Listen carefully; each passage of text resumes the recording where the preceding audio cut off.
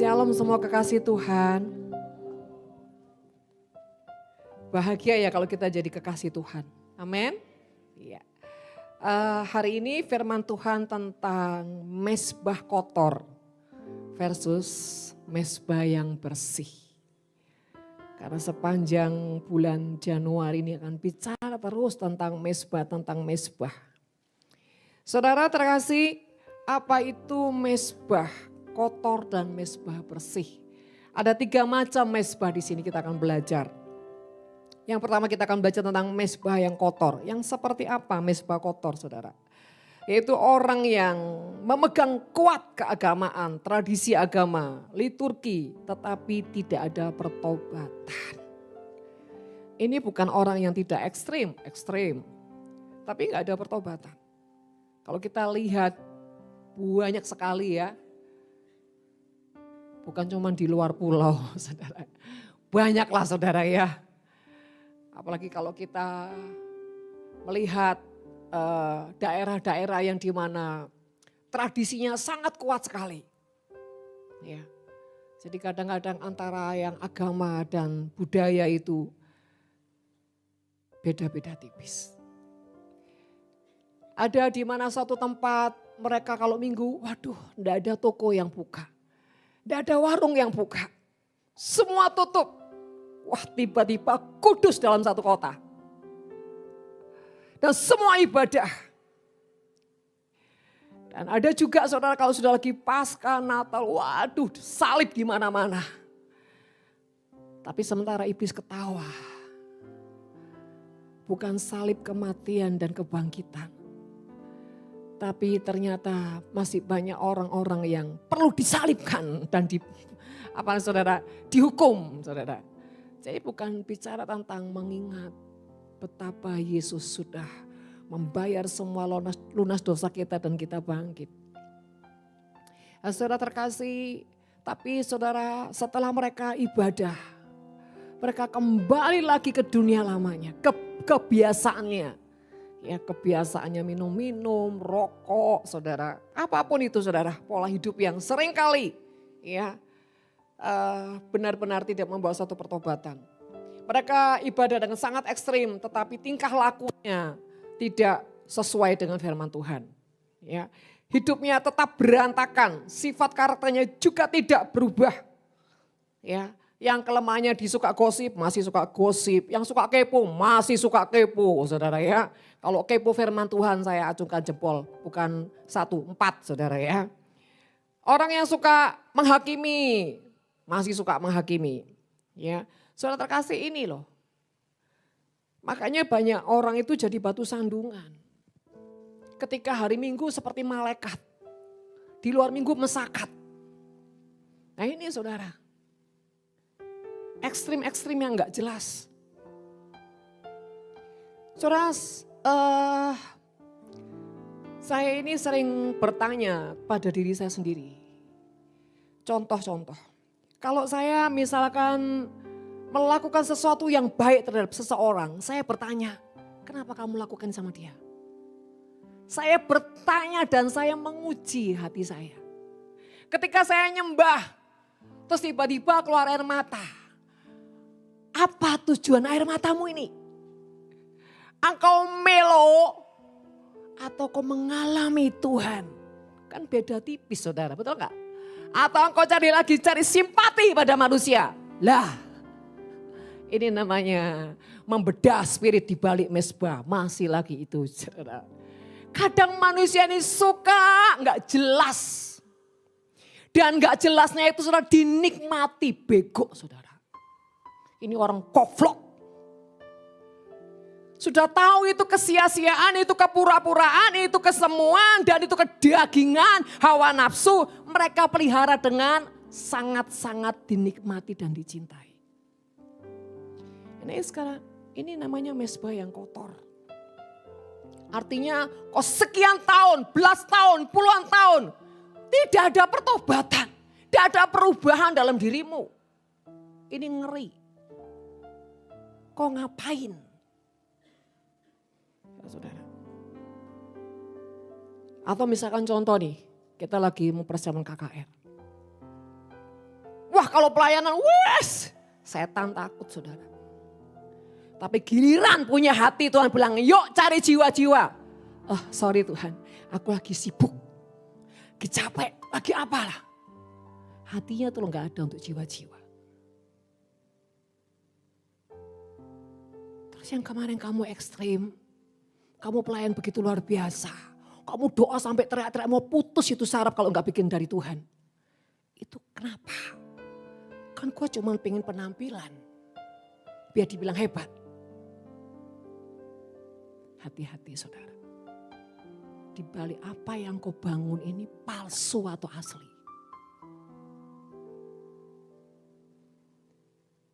Kalau sudah membedah spirit ini saudara, ngeri sekali. Saudara tahu daging babi? Itu berapa lapis? Halo, yang suka masak babi, makan babi berapa lapis? 5. 5 apa 4? Asal gak tahu sudahlah. Babi aja banyak, saudara lebih ribuan dari babi.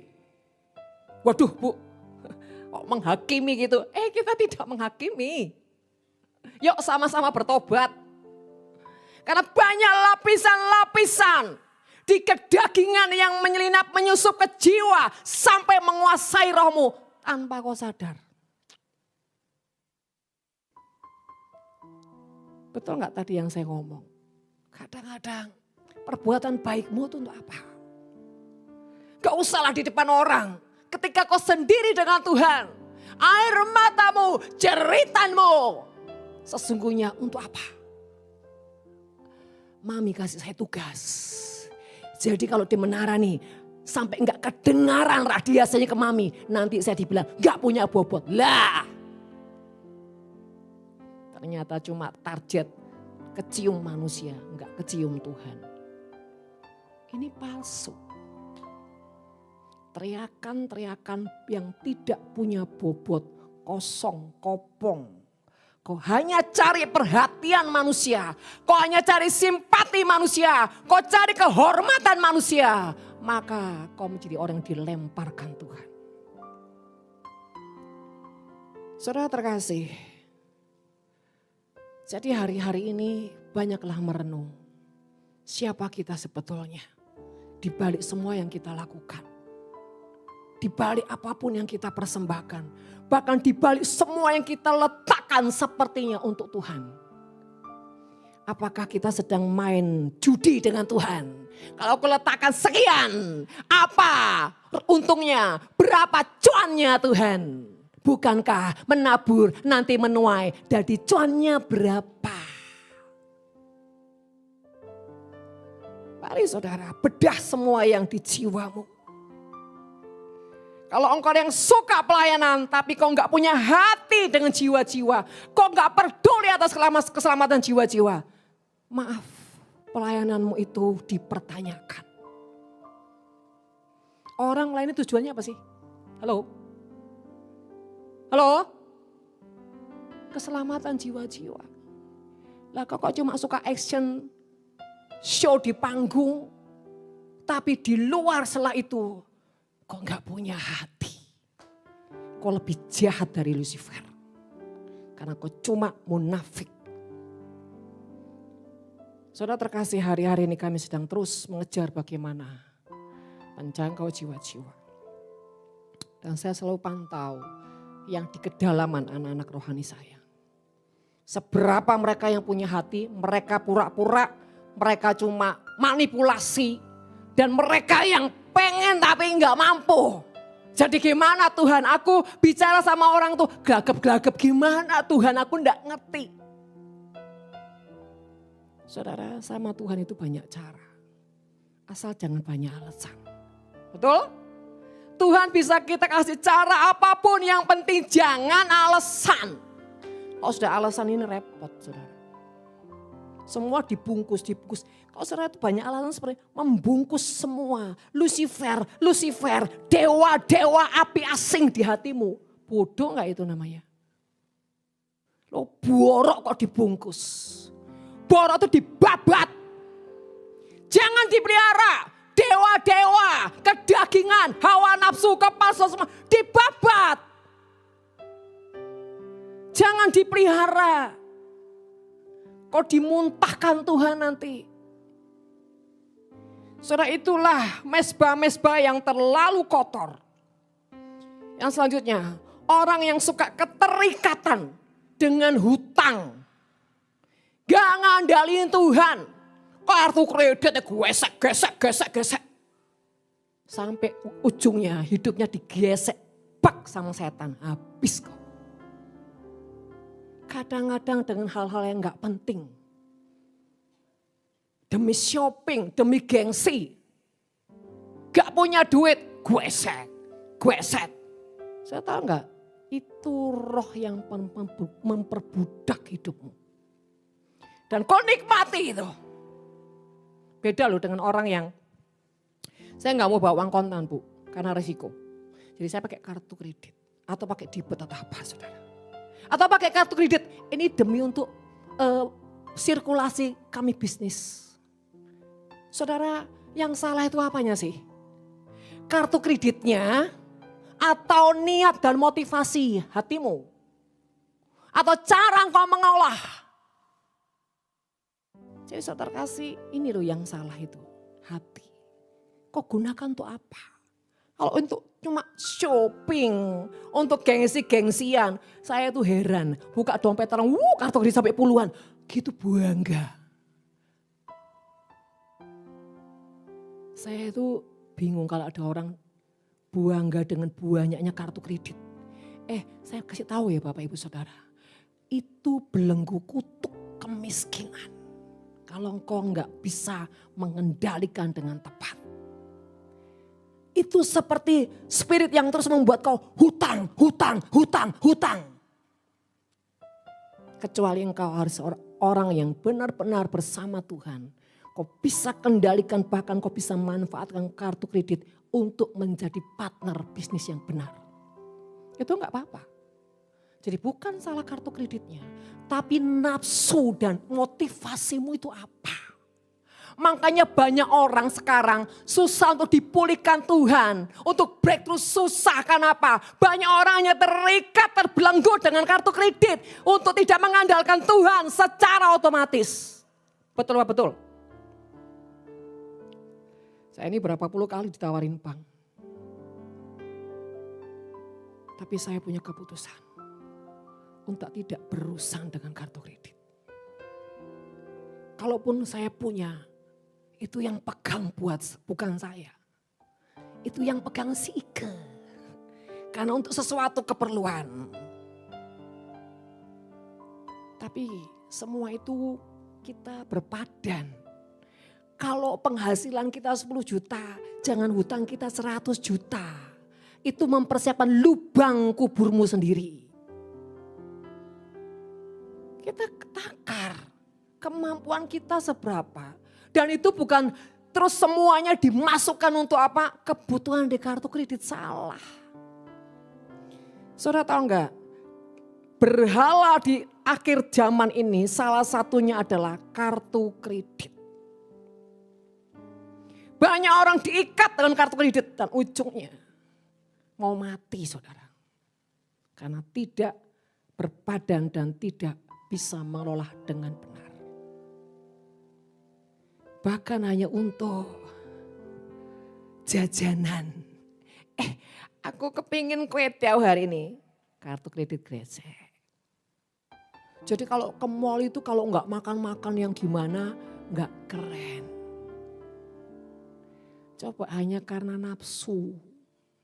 Kadang sudah kenyang, kepingin ini kepingin tapi mengumbar. Saudara hati-hati. Ya, segala sesuatu yang tidak bisa kau kendalikan, artinya di luar kendalimu, itu artinya kau sudah terikat dalam perbudakan. Kartu kredit membius engkau dengan segala nafsu dan ujungnya. Kau jadi orang yang terus terbelenggu dengan kutuk dan sekalipun kau berdarah-darah berdoa. Kalau tidak ada pertobatan, tidak bisa keluar dari kutuk itu. Makanya kartu kredit jangan banyak-banyak. Seperlunya aja dan tujuannya untuk apa? Yang jelas. Dan saudara harus memanage dengan tepat. Segala sesuatu tanya Tuhan. Halo, tanya Tuhan. Saya ini orang yang teramat sangat boros, saudara. Tapi bagaimana Tuhan mendidik saya? Bagaimana Tuhan meremukkan saya dalam banyak hal? Saya ini 10 juta di tangan saya, 10 juta juga habis. Tapi berjalannya waktu, Tuhan banyak mendidik saya. Menghargai setiap sen demi sen. Mempertanggungjawabkan di hadapan Tuhan. Bukan pelit loh ya, bukan pelit. Beda dengan pelit. Ada orang gini menutupi kepelitannya bilang gini, saya bertanggung jawab sama Tuhan. Padahal baik pelit. Tapi bojok. Berani mengatasnamakan Tuhan untuk menutupi kedok kebusukan pelitnya. Cinta mamonnya ini ngeri. Pakai nama Tuhan. Terlalu berani. Itu bertobat. Itulah salah satu juga mesbah yang kotor. Selanjutnya, suka kompromi. Wis gak apa-apa yang penting aman. Itu roh Bilia. Pokoknya aman lah Bu. Yang penting jangan ditolak oleh dunia. Yang penting ibadah Bu. Yang penting perpuluhan, persembahan Bu. Tuhan wis seneng. Kamu kira Tuhan bisa kau sogok dengan apa yang kau punya? Terlalu menghina Tuhan kau. Kau pikir Tuhan bisa kau sogok dengan caramu ibadah. Wah, terlalu menghina Tuhan. Ibadahmu kalau tidak ada pertobatan juga seperti semua yang dimuntahkan Tuhan. Suka kompromi, mencintai dan menikmati pola hidup cara orang dunia. Loh Bu, emangnya kita bukan yang masih di dunia? Kita memang masih di dunia. Tapi status kita, selera kita, bahkan gaya hidup kita, tidak seperti orang dunia. Tapi seperti orang-orang kerajaan surga. Kita punya hati yang takut akan Tuhan. Punya attitude, punya karakter yang ilahi. Punya integritas, punya bobot. Dan punya kuasa untuk meradiasi. Beda. Kalau orang dunia, dia akan terkena radiasi. Tapi kalau anak Tuhan, dia meradiasi. Jadi kalau sampai kau keseret dengan dunia, kau bukan anak Tuhan. Masih mencintai yang namanya dugem. Wah, ini saya banyak melihat. Gak peduli dia hamba Tuhan. Kalau sudah yang namanya pesta. Entah itu merit, perkawinan, ulang tahun. Barbecue, tutup tahun. Waduh, bingung. Ini hamba-hamba Tuhan atau hamba-hamba setan ya. Karena mereka dalam tutup tahun, dalam ibadah. Ujungnya mereka minum-minum alkohol. Bahkan saya temui banyak hamba Tuhan. Di rumah koleksi minuman, jepret.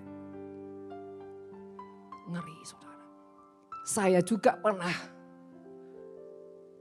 kami ini lagi mau persiapan KKR.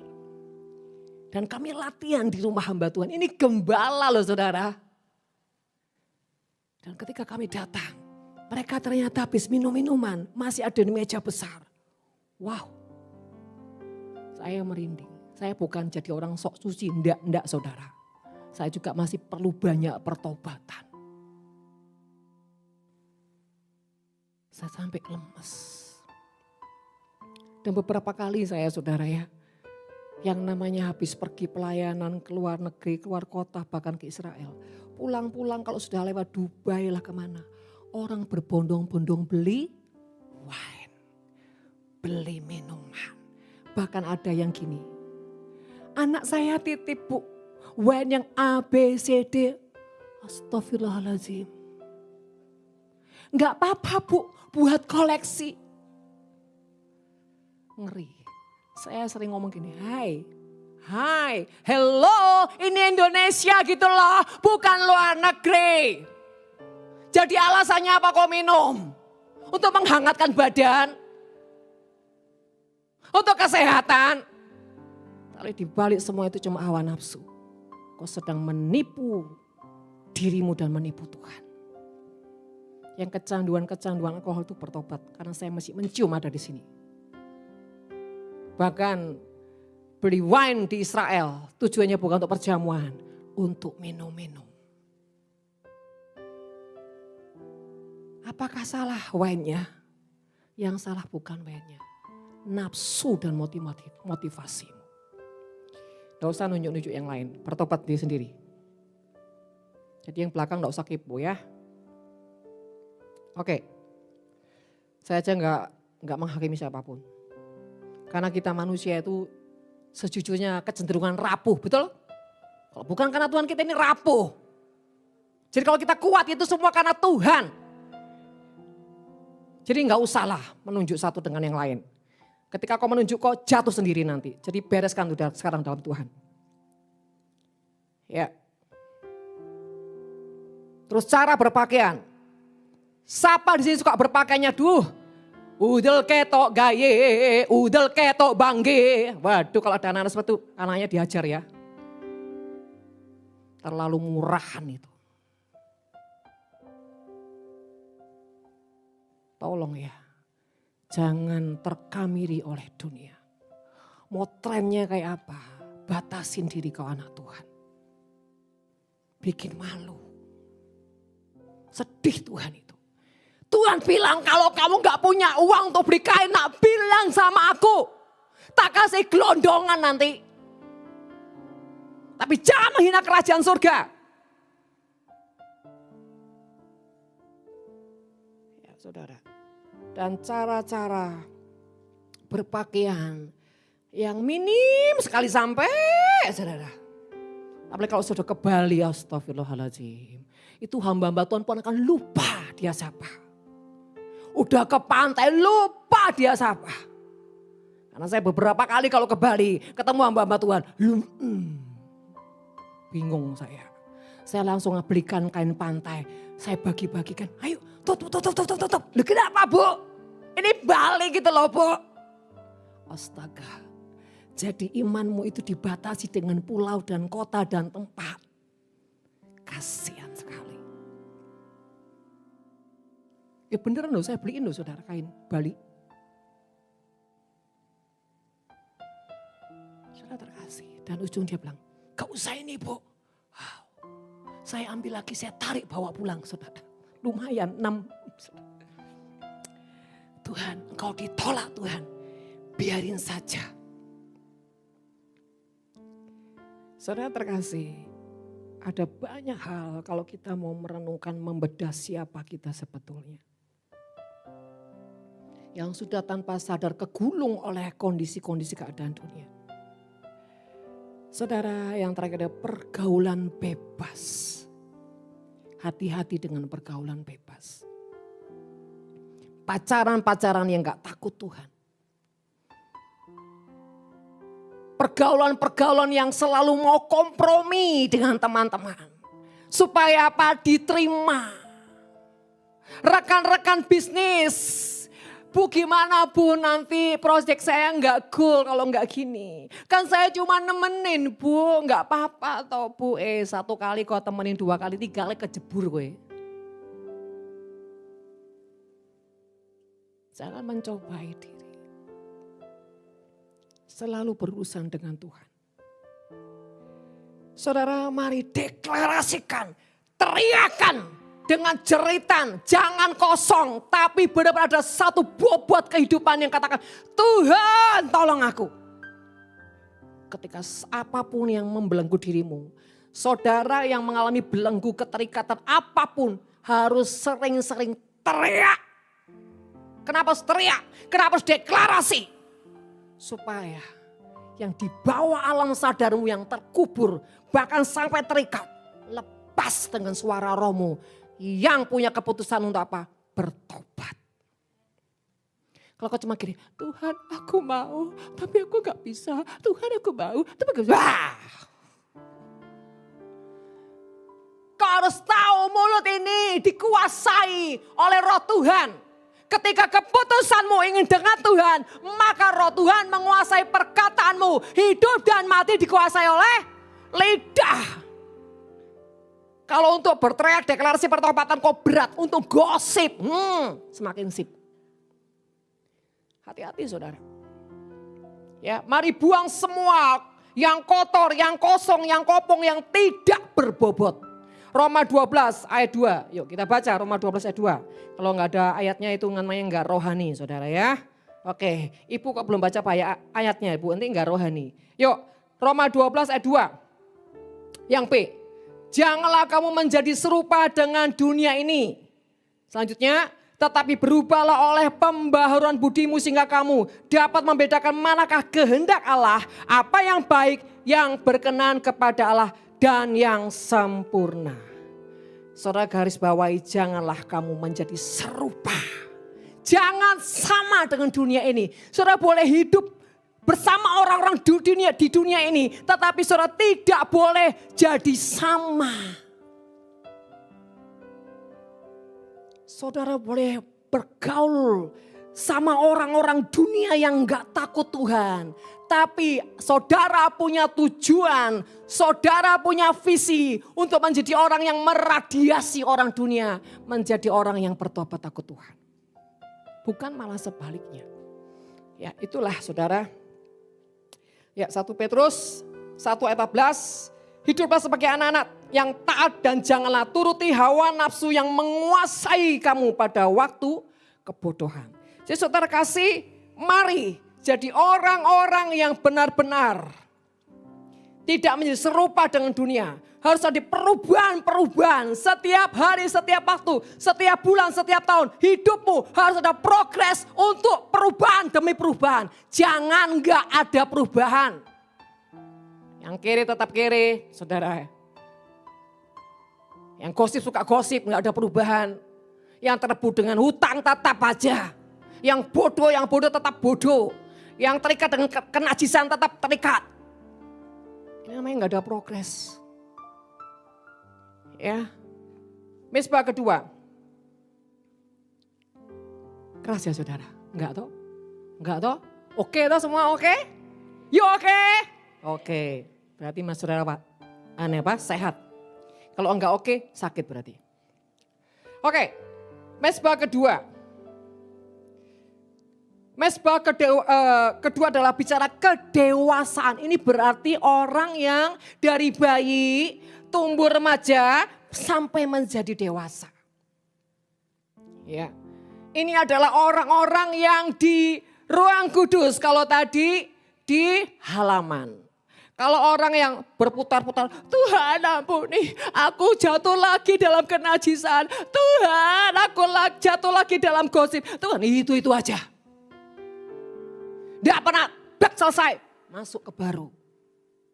Di situ-situ terus. Nanti datang ke Tuhan lagi, layakkan aku terus.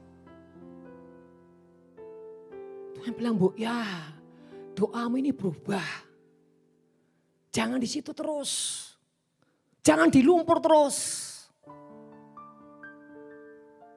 Mari saudara. Kita ini tidak sedang melakukan sebuah rutinitas. Tapi sebuah hubungan yang membuat kita mengalami sebuah perubahan. Sampai pada kedewasaan. Sampai pada keserupaan. Namanya orang itu kalau bergaul. Sini Rizka.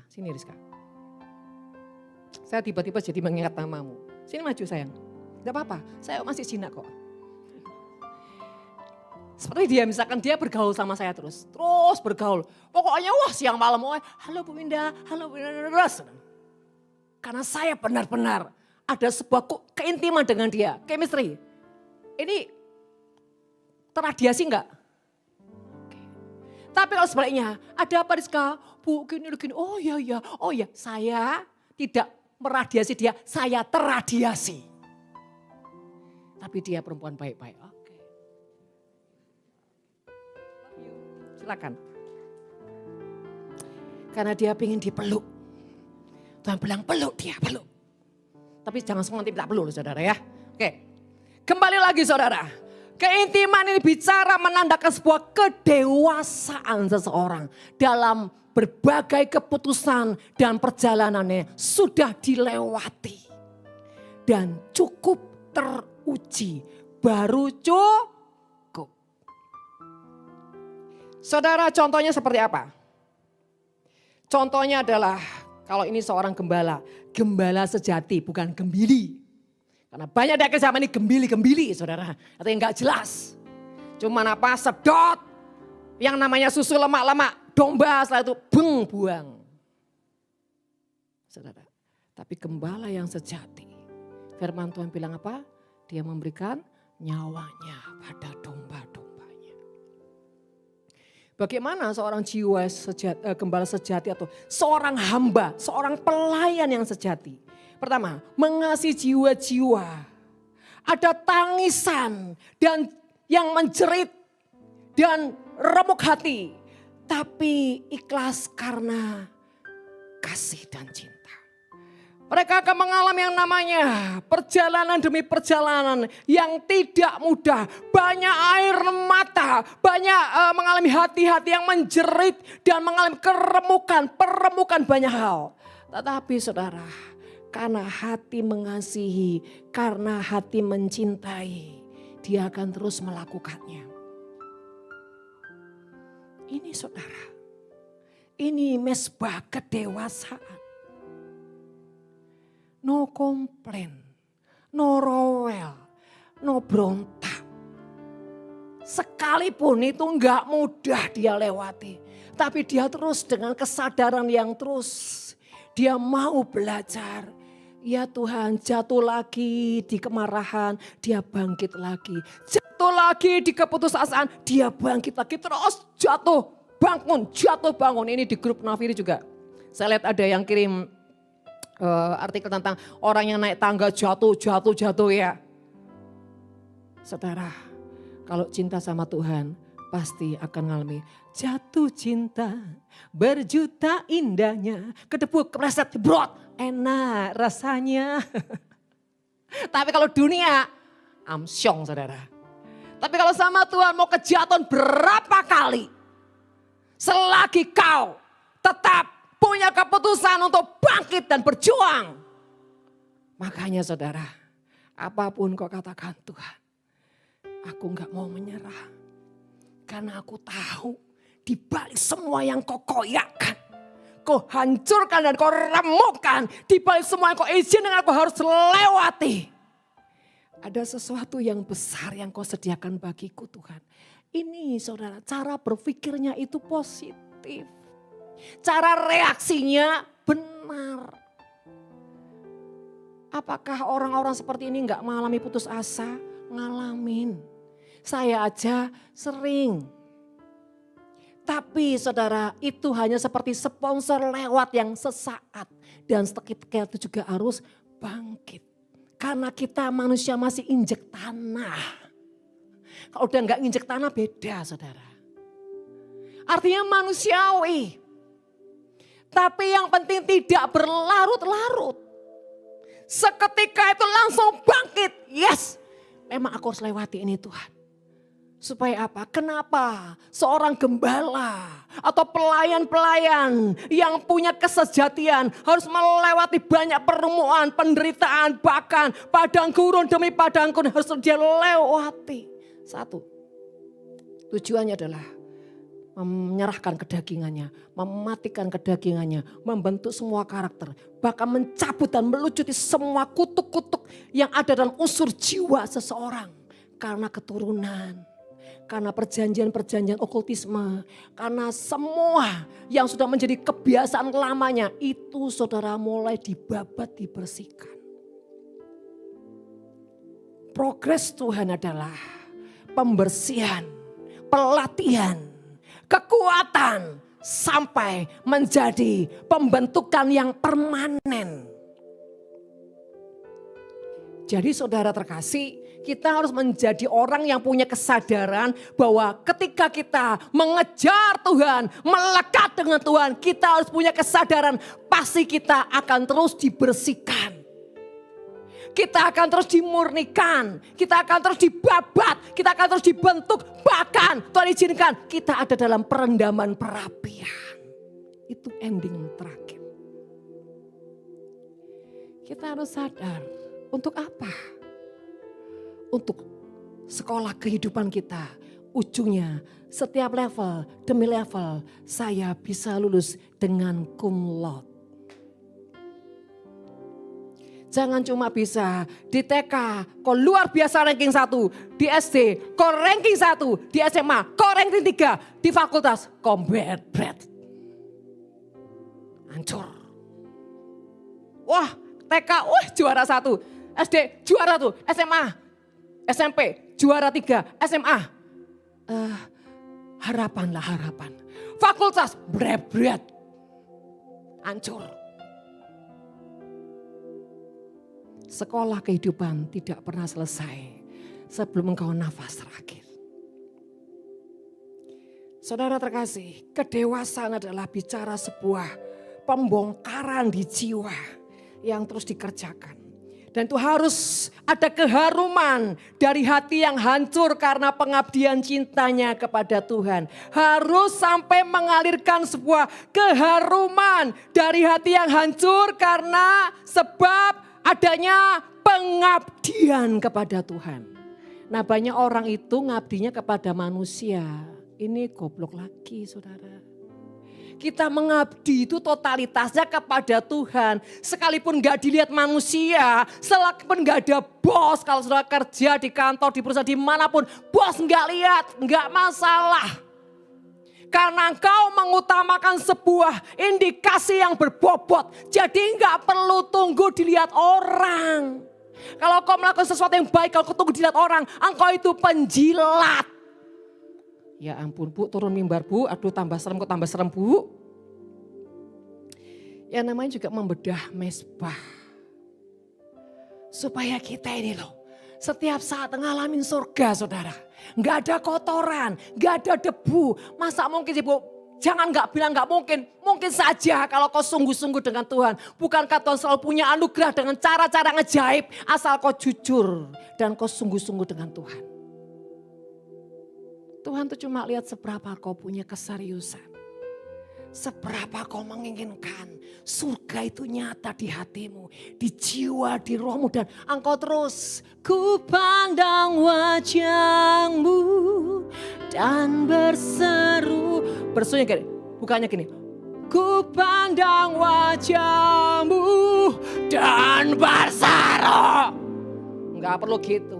Santai saja, ulem, enak, nikmat.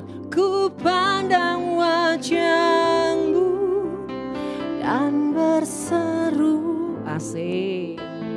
Pertolonganmu datang dan... Enak gak saudara? Jadi gak usah sampai ininya putus. Kenapa? Karena aku menganggap Tuhan terlalu jauh di ujung antariksa. Padahal Tuhan itu gak pernah jauh. Dia di dalammu. Masalahnya aktif atau tidak gitu aja. Kalau kau pengen aktif ya terus onkan Tuhan. Jangan buat dia tidak aktif. Ketika dia tidak aktif, kau setengah mati saudara. Teriak-teriak. Ya, jadi saudara karena apapun yang kita lakukan harus sampai melahirkan bahkan ada kehancuran dalam tanda kutip yang sampai kita curahkan di kaki Tuhan dan itulah tanda-tanda pengabdian kesejatian. Yang selanjutnya bertahan sampai akhir. Karena keputusan hati yang percaya dengan Tuhan. Seberat apapun kalau itu Tuhan. Aku akan berkata, ku tak akan menyerah pada apapun juga sebelum ku coba semua yang ku bisa, tetapi ku berserah kepada kehendakmu. Hatiku percaya Tuhan punya rencana. Apapun rekayasa Tuhan yang harus kita lewati, berjalan seirama sepakat dengan Tuhan. Amin saudara. Itulah saudara.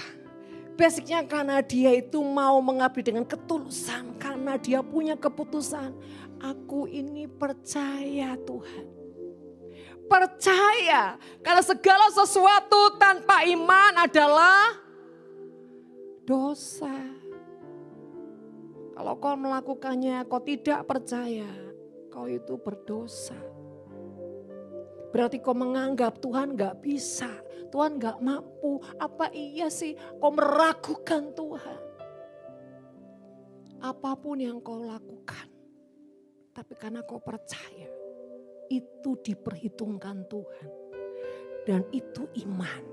Iman itu harus disertai dengan perbuatan. Jangan cuma percaya, tapi gak ada tindakannya. Gak bisa. Percaya Bu, 5.000 bahkan lebih. Tapi gak pernah action. Gak pernah cari jiwa-jiwa. Dan malaikat akan bilang gini, memang omong besar. Saudara, semua harus seimbang. Yang terakhir, mesbah yang ketiga. Tadi kedewasaan. Sekarang keintiman. Wow. Keintiman ini bicara sesuatu yang bertumbuh, saudara. Masuk sampai ke dasar. Bahkan firman Tuhan bilang sampai ke batang air. Orang seperti ini, di level keintiman seperti ini, dia selalu ada di kedalaman semua yang ilahi. Bahkan sedikit pun gak ada menonjol-nonjolnya. Yang manusiawinya, yang duniawinya.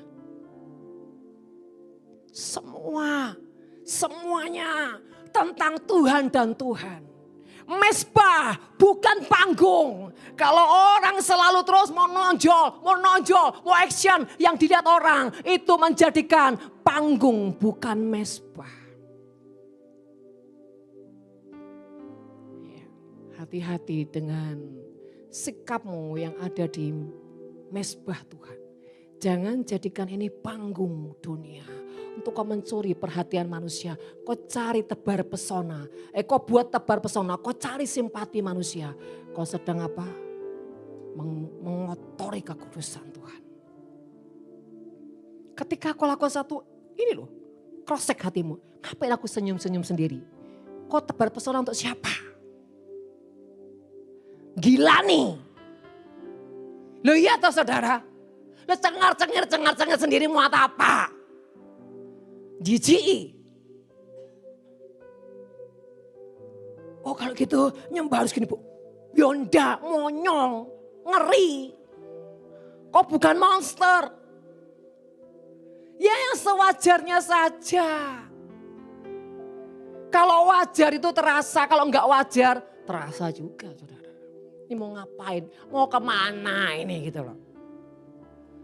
Ya saudara jangan sampai mesbah menjadi panggung dunia yang bikin engkau menajiskan mesbah itu sendiri.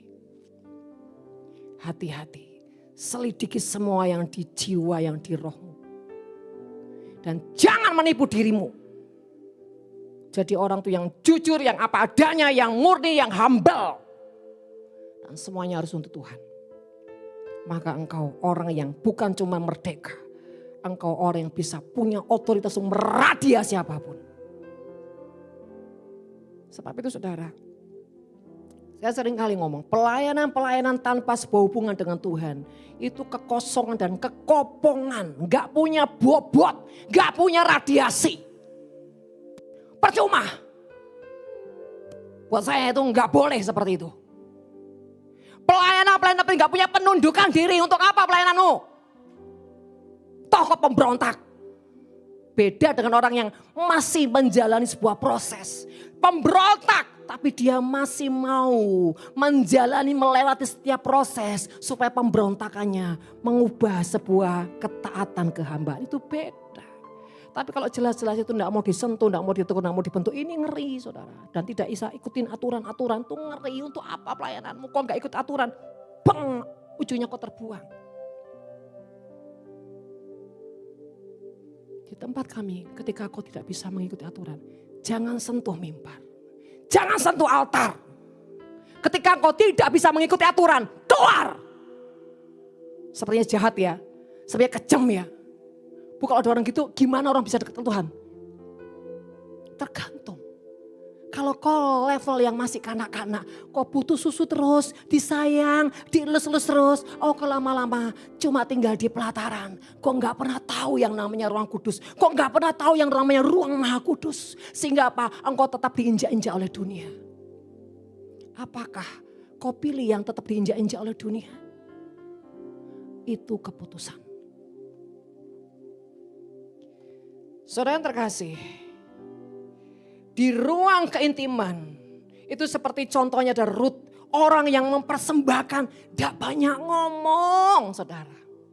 Bahkan di mana ketika dihentikan oleh Naomi, dia tetap saudara, memperjuangkan pengabdian. Bahkan sambil memperjuangkan, dia merendahkan diri serendah-rendahnya.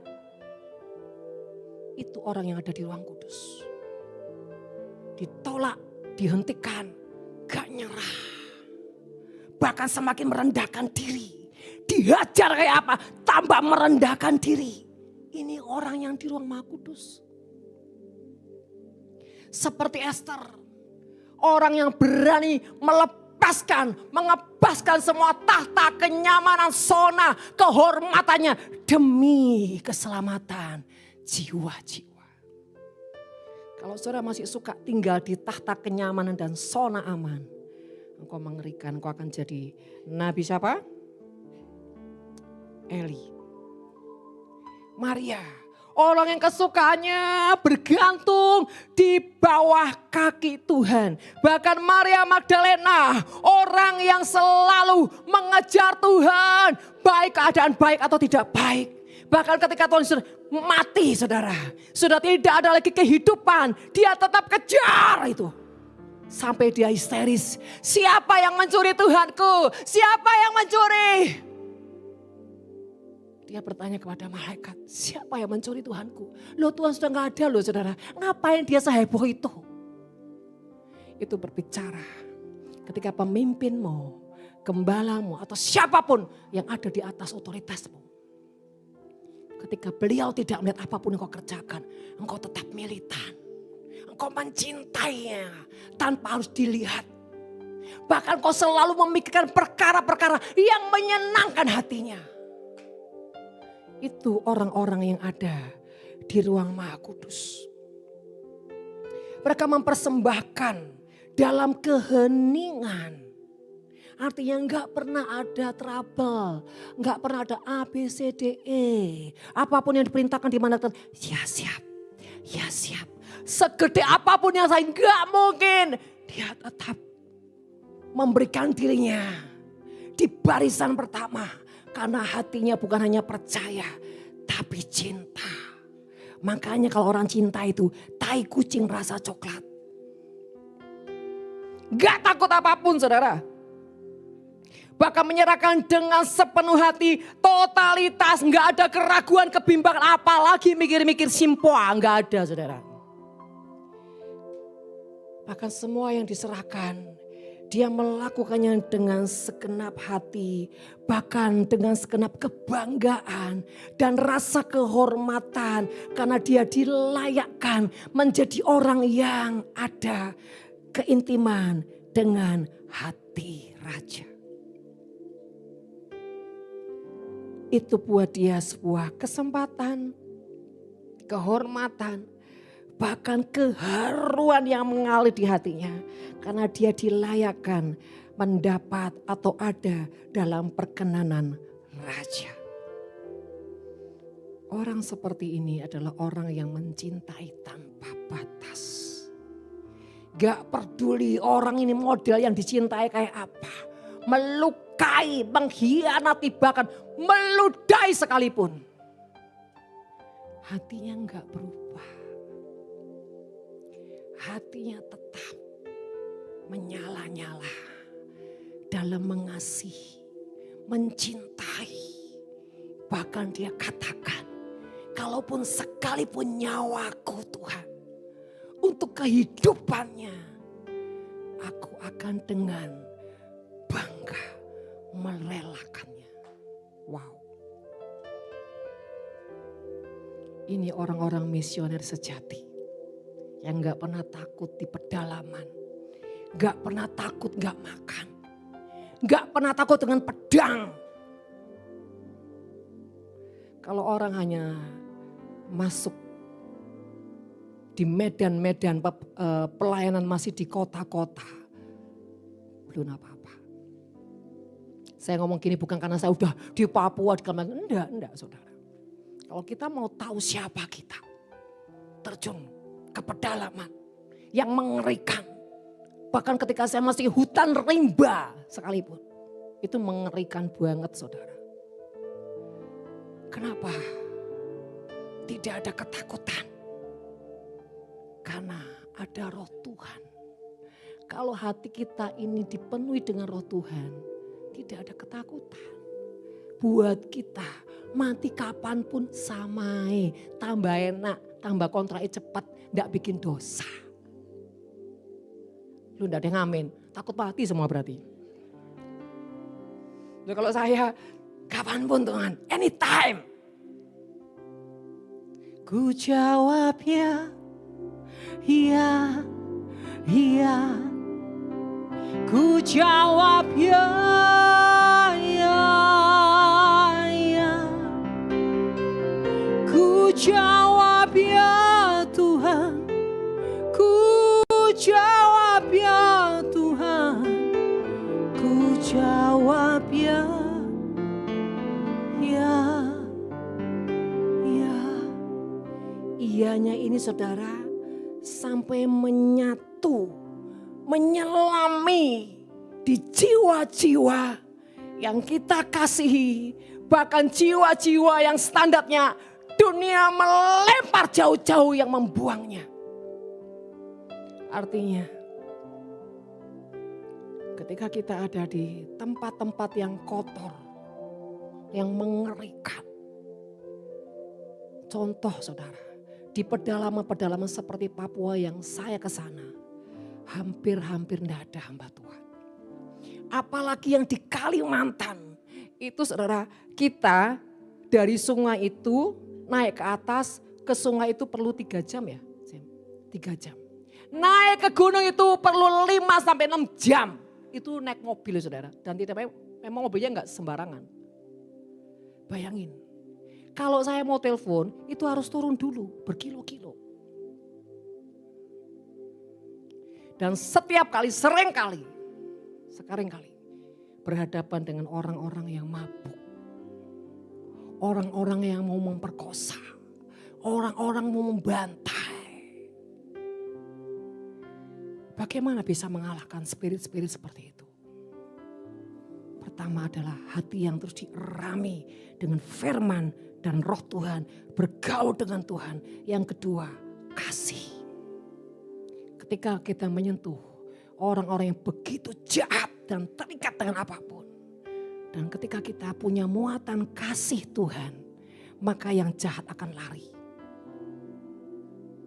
Seringkali ketika saya menghadapi pemabuk-pemabuk itu, tidak selalu saya menghadik mereka. Kadang-kadang saya cuma sentuh dia punya pundak. Yuk, sadar, kamu orang baik. Kamu gak perlu seperti ini. Tiba-tiba dia punya parang gemetar dan plek jatuh. Dan ujungnya saya peluk. Loh bu, laki-laki kok dipeluk? Terserah Tuhan. Karena itu kalau pelukan dari Tuhan, gak ada unsur-unsur yang aneh-aneh. Tapi kalau bukan Tuhan, jangan coba-coba peluk. Nanti terjadi yang gak benar. Ketika saya peluk dia, nangis saja dia. Gara-gara dia nangis, yang lain geletak-geletak saudara. Parahnya dijatuh-jatuhin. Tapi ada kalanya saya harus menghadir. Dalam nama Yesus, keluar. Tergantung Tuhan, makanya kita apapun mengandalkan Tuhan, tanya Tuhan. Saya ini gak tahu berapa puluh kali. Bajingan saudara ya. Orang yang mengerikan. Laki-laki di tengah-tengah hutan. Saya datang, saya peluk. Orang lain takut, bu. Sudahlah. Yang penting gimana Tuhan. Saya ini puji Tuhan punya suami yang gak getar dengan apa yang pun saya lakukan. Puji Tuhan, dia lebih punya iman daripada saya saudara. Loh suami saya ini, saya dilempar kemanapun suami saya bilang gini. Ku percaya Kau Tuhan yang tak pernah gagal, menjadikan istriku lebih dari pemenang. Saya suka bercanda sama suami saya. Pipi, aku ini heran loh. Aku ini bingung. Antara takjub kau punya iman atau kau nggak peduli dengan diriku. Saudara. Tapi saya percaya itu Roma 8:28, amin. Kalau suami saya bayangin, gak boleh, jangan. Waduh, saya lebih tersiksa, saudara ya. Dan apapun saya selalu menghargai. Apapun reaksi suami saya hargai karena itu saya percaya itu Tuhan. Terus dia apa rasanya? Ketawa-ketawa. Aku percaya kamu pasti bisa. Weh, hebat, thank you. Apalagi beberapa hari saya itu dimanja sama suami saya. Enak tenan.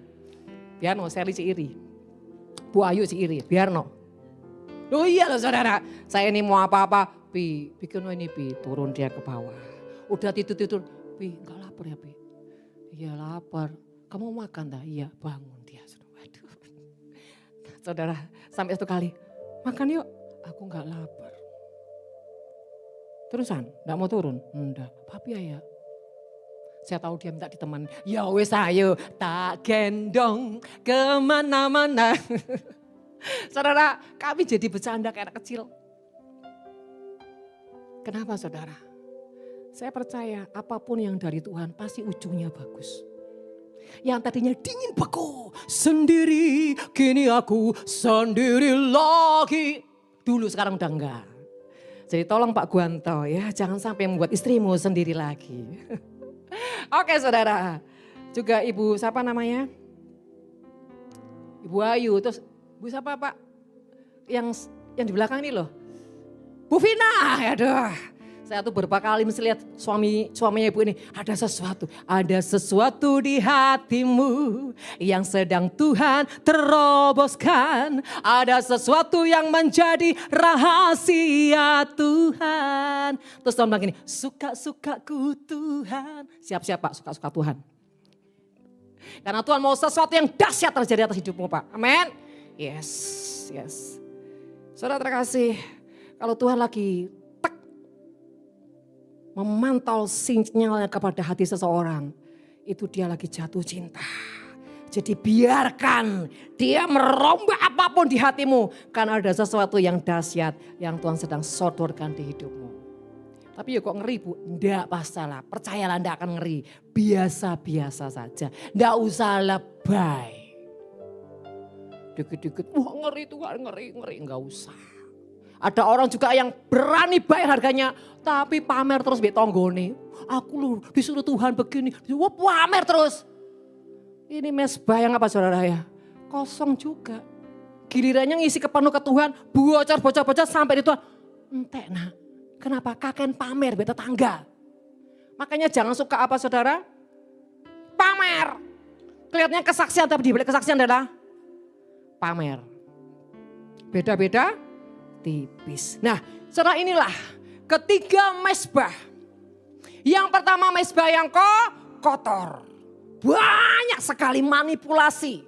Banyak sekali kejahatan. Banyak sekali saudara selubung-selubung yang seringkali tidak rajin dibereskan, dibabat. Bahkan menikmati di dalamnya. Yang kedua, mesbah yang dewasa. Apapun keterbatasannya, apapun bahkan kecacatannya dalam tanda kutip. Dia orang tidak pernah menyerah dengan Tuhan.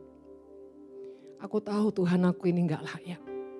Tapi aku enggak pernah mau berhenti Tuhan untuk mengejar engkau. Aku percaya. Seperti orang yang ngemes dalam tanda kutip sama Tuhan. Saya ini orang yang juga ngalamin frustasi mencintai Tuhan. Frustasi sangat berat. Di saat Tuhan berdiam sekian lama.